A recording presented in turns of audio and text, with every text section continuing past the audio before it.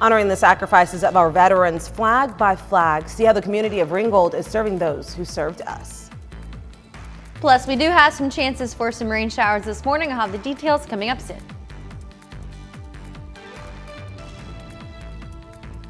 We can get children up from wheelchairs onto the soccer field and onto the track and into the swimming pool and have them really be kids. How a couple of games of cornhole can change a kid's life. All this and so much more coming up right now.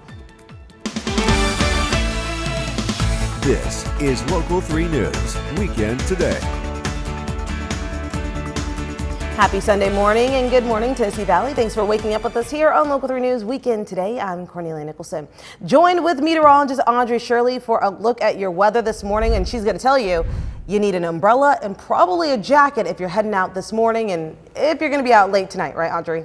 Yeah, you'll definitely need that umbrella, especially for very late this evening, and even if you want one for the morning too, because we will have some lighter showers for this morning, but those heavier showers will be for the evening. So we've already had a few move through portions of Chattooga, even a bit within Walker and Gordon County, and we'll continue to see that pattern for today, or for this morning, and that is. So we do have a wind advisory in effect until noon Eastern time for today. So this is for Monroe County and also for the Smoky Mountains. Sustained winds between 15 to 25 miles an hour and gusts up to 45 miles an hour are expected. So just keep that in mind as you're headed out the door. But for the entirety of the Tennessee Valley, it's going to be fairly breezy and gusty. Look at this, already sustained winds between 5 to 20 miles an hour right now. So very breezy out for this morning and super gusty. Oh my goodness, we're actually at 40 mile an hour wind gusts in Altamont. So if you guys are in Altamont or Grundy County in general,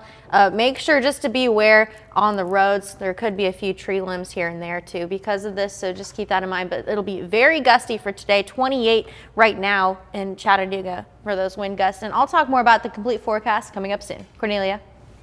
All right, thank you so much, Audrey. Well, some Chattanooga folks put their cornhole skills to the test Saturday afternoon in a friendly competition at the Tap House. Now, this event was hosted by a local nonprofit benefiting a foundation that's changing the lives of children across the globe. Local 3's Catherine Vaughn brings us more. This is Chloe. She was adopted in 2019, and just like other kids, she loves to play. And at just 5 years old, she's already tried her hand at several sports. She's done soccer, she's done baseball, she's done ballet. She'll do, I think we're going to try to do gymnastics soon. But unlike other kids, there's something that makes her unique. Chloe was born without her right leg. Her family knew they wanted to give her the childhood that other kids have and found a solution. But they quickly ran into an issue. A single prosthetic can cost $50,000. The family turned to insurance to help cover the cost, where they ran into another roadblock. By insurance, realized that they would only approve one. She's 5 now and has had 9 legs, but they basically sent us a letter that said, we won't approve anymore, don't ask for anything more. That's when they reached out to the Jordan Thomas Foundation, an organization that provides kids with prosthetics whose families might not be able to afford them. They were able to give Chloe a special prosthetic and the ability to do what other kids can. And activity legs are why you're a kid, okay? It's not just walking legs, it's golf legs or rock climbing legs or any number of swimming legs, different things that help kids to be kids. Matthew then created his own nonprofit called MDC Cares to support the Jordan Thomas Foundation. Both organizations hope to spread awareness about a common misconception people might have. A lot about is that insurance will take care of it, that they'll give you whatever you need to become, to be able to run and jump, and those things just aren't true. And by hosting events like the Cornhole Tournament, they're changing lives one step at a time. We can get children up from wheelchairs onto the soccer field and onto the track and into the swimming pool and have them really be kids.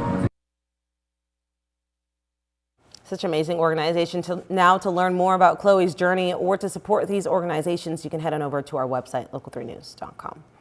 Well, we have a traffic alert to remind you of today. Those traveling on I-24 this weekend, westbound will be restricted to 2 lanes between Spring Creek Road and Germantown Road. The restriction will be in place until 6 a.m. Tuesday morning, so just keep that in mind if you're heading out on the road this weekend into Tuesday. Chattanooga firefighters rescued an elderly woman from her burning home on Friday night. She called 911 around 5:30 p.m. to report she was trapped in her home on Midfield Drive. Firefighters found her unconscious on the floor of her kitchen. She's currently listed as critical condition at the hospital. The cause of that fire is still under investigation. Well, Catoosa County raised more than 2,100 flags to honor our veterans for Veterans Day on Monday. Volunteers in Ringgold, Georgia helped raise the flags. The flags are located all throughout downtown Ringgold, and a tap ceremony will be held on Veterans Day at 6 p.m. Now, some of the volunteers shared why participating in this event is so important to them. I've got 2 flags out here, my brother and my dad, so it's really important to me to see this. I encourage all businesses in the area and volunteers to come out and do this, and it's a great way to show support for your community. Now, they still need volunteers to help take down the flags on November 18th. We have more information over on our website on how you can get involved. Well, 2 robotics competitions took place over at Chattanooga State Community College yesterday. Local 3's Riley Nagel was there to see the future engineers in action. He joined us live in the studio now. Riley, did you get your hands dirty messing with the robots and helping them tinker them out? I am not that kind of smart, Cornelia. It was way over my head, so what I could do is at least be there and see what's going on. 28 teams from schools across the state, and even some from Georgia, met at Chat State competing against each other with their hand-built robots. Now, Sheila Femel, a teacher and head coach with STEM School Chattanooga, says this is their first robotics competition they've ever hosted. She explained the tournament we filmed was for high school students, while their second event on campus was for elementary and middle school students. Everyone involved was learning to think critically and work collaboratively with their team members. So all of these skills are good when they go out into the workforce as well, to be able to work with other people. And it's a great lead into, careers like mine where we need to leverage some of these skills to actually deploy real-world value.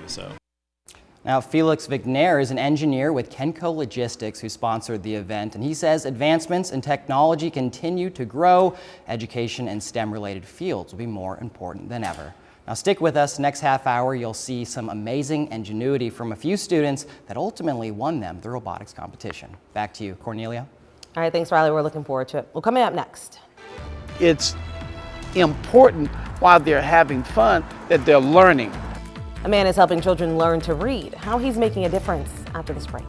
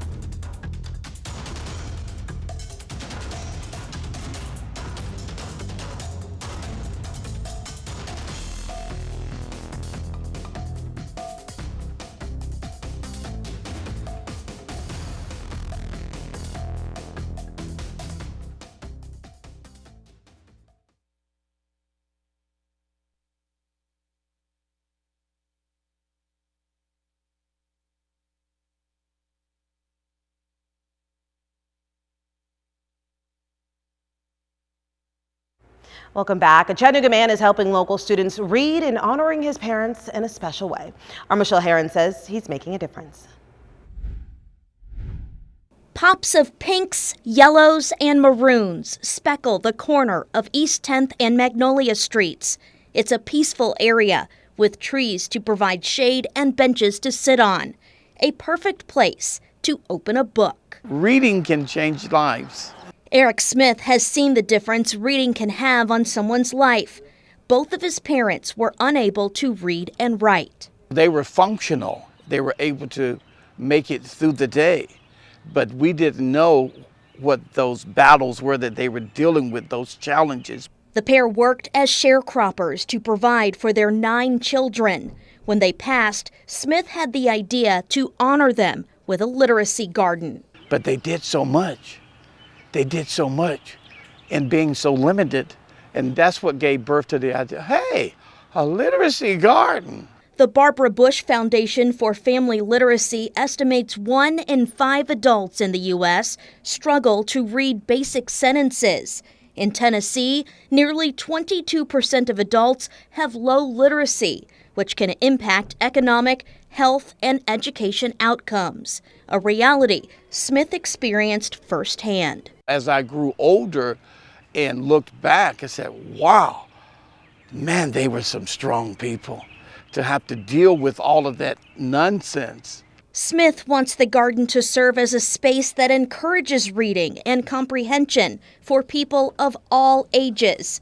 He hopes to develop the area more in the future. It's important while they're having fun that they're learning. I think learning takes place best when you're not so tensed up and thinking of a test and that type of thing, but relax, have some fun, and learn something while you're at it. His nonprofit Reading Changes Lives, Inc. hosted 100 kids last summer at the Literacy Garden, and they are looking forward to more events this summer. Reading is critical. You got to get, that's the basics to all learning. With this week's Making a Difference, I'm Michelle Herron. Reading is very fundamental. Well, around the valley now, Sawney Daisy police say a woman called them saying a monkey had attempted to attack her. The woman was recovering from hip surgery but was able to get her shotgun and begin firing. Our Grayson Gordon has the details. The monkey was brought here to the Chattanooga Zoo where it was evaluated by staff, and they determined that the best option for it was to euthanize it. The zoo team determined the monkey had been shot several times and administered pain medication immediately in an attempt to help the monkey handle the pain. This was a young male 13-pound vervet monkey. They spoke with the Humane Educational Society about the primate's condition since the incident happened in their jurisdiction. Both determined the monkey was too injured and needed to be put down. The animal certainly needed to be euthanized. It was the humane thing to do given the severity of the animal's injuries. Cash says even though we aren't sure if it was a pet, there were indicators of that. The Chattanooga Zoo says they do not always condone owning exotic pets. There can be factors that make ownership challenging, including potentially unsafe conditions for both the animal and people living nearby. And some of the sellers of these types of pets do not humanely treat the animals. We just really encourage anyone who thinks that they might want to undertake something like that, like owning any sort of exotic pet, to really research, really understand the risks. The woman who shot the monkey says she was trying to feed her cats when the monkey attempted to attack her. The primate was found in her driveway by responders. I do think that this illustrates the potential dangers of owning an exotic pet and having something like that in your area, just because it can be unfamiliar and alarming to people, which I think is probably what happened here. We are still working to learn more on if this was a pet. Reporting here at Chattanooga Zoo, Grayson Gordon, Local 3 News. We have some chances for some scattered rain showers and thunderstorms today. I'll have the details coming up soon.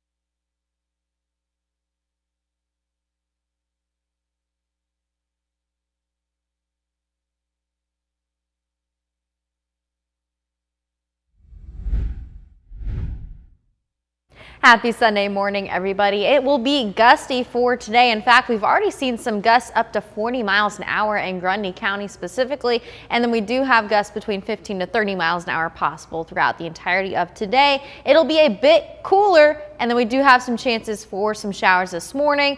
And then the afternoon, there will be a bit of a break, but then we have some chances for some thunderstorms in the evening. So within the past few hours, there have already been some scattered showers moving across the Tennessee Valley, and we'll continue to see that pattern again for the morning hours. But luckily by around 1 p.m., we'll have most of those showers cleared out of the way. So there will be a period of time where there shouldn't be any rain out there. But then as we head into the very late evening hours and for the overnight too, we're going to be seeing some more chances for some heavier rain showers. Actually, that red color indicates fairly heavy rainfall as it moves across the Tennessee Valley. Could see some rumbles of thunder and lightning, and then also probably gusty winds too, especially because we're already seeing some gusty winds right now this morning.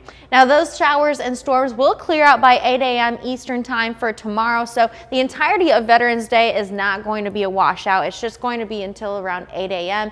and so after that you can enjoy any festivities you have, especially if they're outdoors. And then even by the afternoon, clouds are going to be on the decrease, so we'll have more sunshine on the way too for Veterans Day, and then it's going to be fairly calm for the majority or for the rest of the day.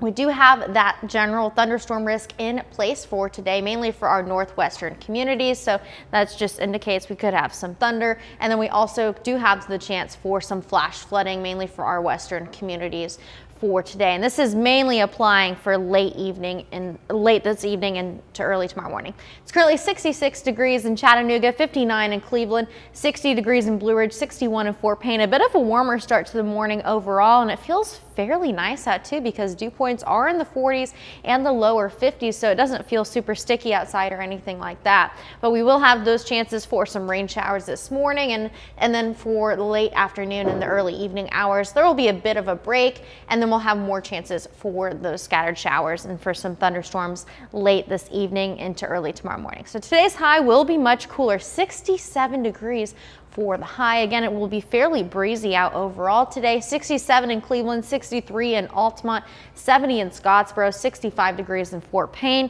And then headed into this evening, it's going to be on the warmer side, especially compared to what we'll see later on this week, which I'll talk about that soon. But we'll have some thunderstorm chances and possible flooding overnight. 58 in Cleveland, 61 in Scottsboro, 58 degrees in Altamont, 59 in Dalton, 54 degrees in Murphy.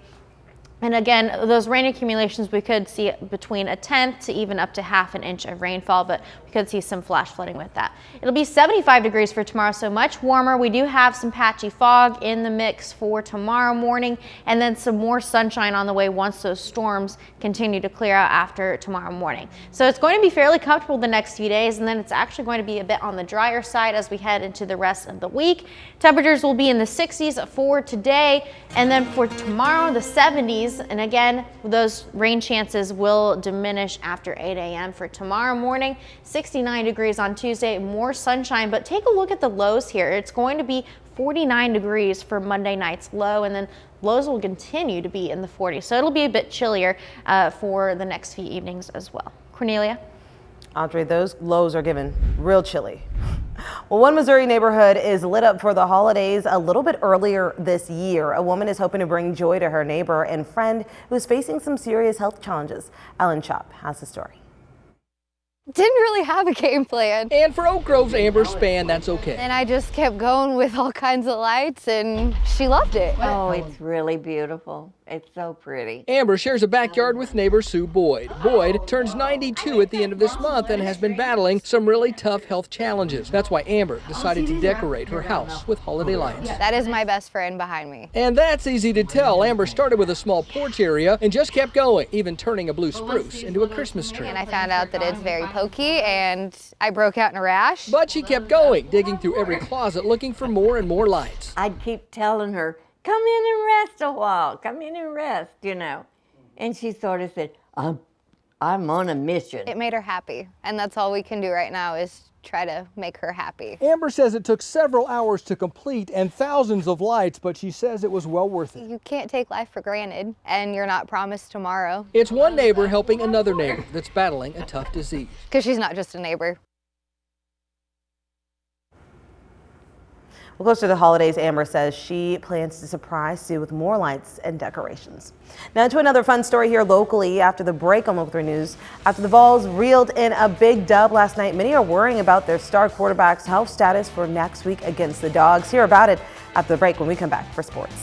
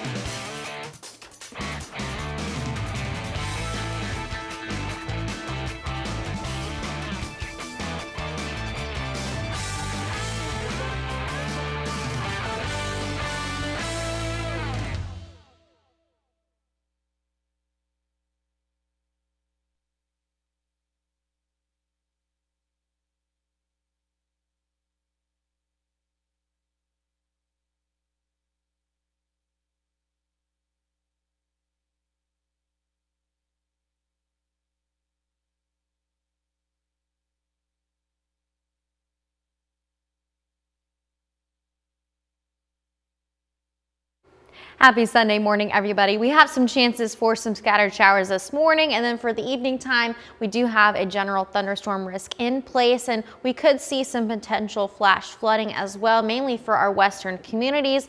And today overall will be much cooler in the Tennessee Valley with a high of 67 degrees. Again, we have those storm chances for late tonight going into early tomorrow morning, and then we'll be back in the 70s on Monday.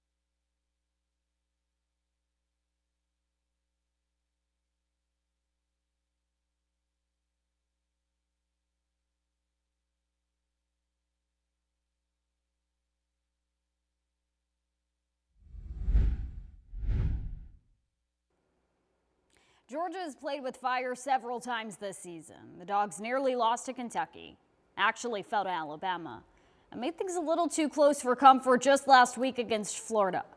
But it always seemed like anytime there was even an ounce of doubt, Georgia always stepped up to the plate. Well, on a rainy afternoon in Oxford, Mississippi, things changed. You actually couldn't have asked for a better start if you're the Dogs. Ole Miss with the ball to begin the game, and Jackson Dart's pass is intercepted by Dan Jackson. That turns into 7 points for Georgia. 4th and goal, Carson Beck flicks it to Nate Frazier, who runs it in from 2 yards out. The freshman puts UGA up 7-0. But the Rebs have a quick answer. 1st and goal, Ulysses Bentley, the 4th, goes right up the gut into pay dirt to even the score. Ole Miss ends up taking the lead on a trio of field goals. They're up 6 in the 3rd when they get some much-needed insurance. Dart hits Juice Well, who makes the grab in the end zone. That puts the Rebels up 22-10. And this is becoming a real problem for Georgia. Carson Beck, 12 interceptions in his last 6 games. The offense has been able to bail QB1 out more times than not, but in this game, that was just not possible. 16th ranked Ole Miss stuns number 2 Georgia. They win at 28-10, handing the Dogs their first loss by a non-Alabama team since November 7th of 2020. That game just made the implications for Alabama versus LSU that much larger. A critical matchup for both the Crimson Tide and the Tigers. A loss likely ending either team's college football playoff hopes.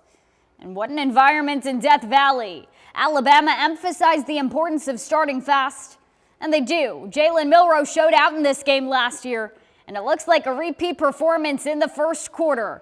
He keeps it and takes it 39 yards to the house as the Tide go up 7-zip. They add to their lead late in the quarter, 2nd and goal. Milroe with the handoff to Justice Haynes. An easy 1-yarder puts Alabama up 10-3.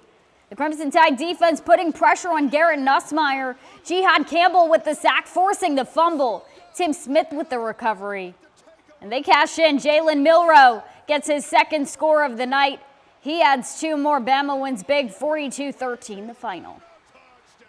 Of course, we can't forget about Rocky Top, number 7 Tennessee, wrapping up their 4-game homestand against Mississippi State.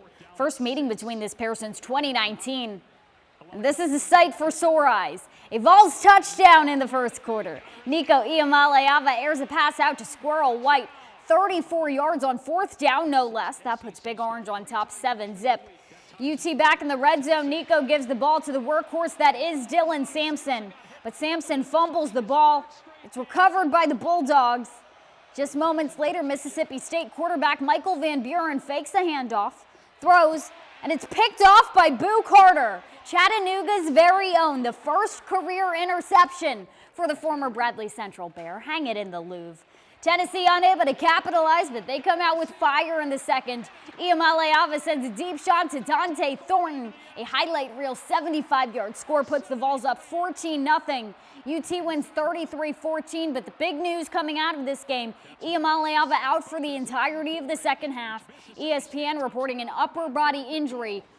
You hope it's nothing too serious because Big Orange is off to Athens next week to face Georgia. After the game, head coach Josh Heupel said it was a precautionary measure, so we'll see. That does it for your morning sports. Have a great day. All right, time now to take a look at our birthday and anniversary salutes. Twin sister and brother Lindsay and Jay Hollis are turning the big 24 today. Jay is about to graduate from Tennessee Tech, while Lindsay is now pursuing her master's in accountancy at the University of South Carolina. Now, both are 2 smart cookies and, dare I say, from the same batch. I get it. Now, they both maintain A averages. Your family sends you the best and thanks you both for being blessings to your family. And Jackson Babe is turning 9 years old today. Jackson loves sports and plays flag football. Your great-grandmother wishes you a happy day. Congratulations, Jackson. You are our Bojangles winner of the day. We hope you have a lovely day, and breakfast is on us.